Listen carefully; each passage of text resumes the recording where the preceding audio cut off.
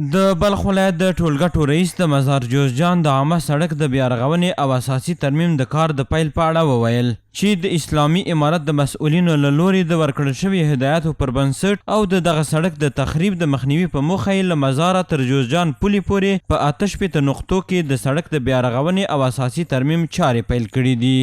55 کیلومتر است. در همین ساحه که چقدر داغگیری است که 68 نقطه اینا نشش کرده یا 6 تا یا کفی ده به برابر از الحمدلله ترتیب داره. د بلخ ولایت مقام مرستیال وویل چې دوی په هیواد کې د آبادی او ښېرازۍ غوښتونکي دي او تل هڅه کوي چې د دې هیواد د بیارغونې لپاره کار وکړي چې د دې سړک د کار پیل یوه بیلګه ده. برای مردم، برای ملت، برای محترمانه، چون که سرک ترانزیتی است الحمدلله همین کدام دی درز است، کدام دی چپوری است، هر جایی با داغگیری میشه، ترمیم میشه انشالله. له بلې خوا د دغه سړک د جوړونې مسؤلین ډاډ ورکوي چې د اساسي ترمیم او بیارغونې چارې به په اساسي ډول او له معیار سره سم ترسره شي.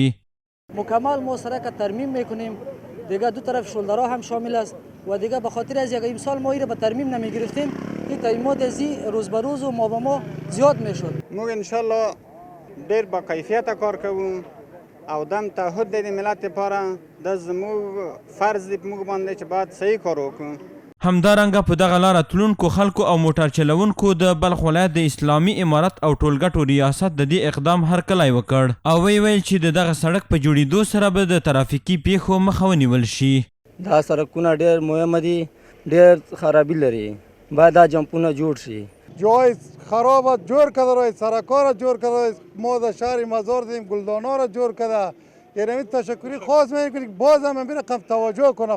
د مزار جوزجان دغه عامه سړک چې 55 کیلومتره اوږدوالی لري په پام کې ده چې په 8 نقطو کې ترمیم او رغول شي او د دغه سړک د دواړو غاړو ټولې نیمګړتیاوې به له منځه لاړې شي.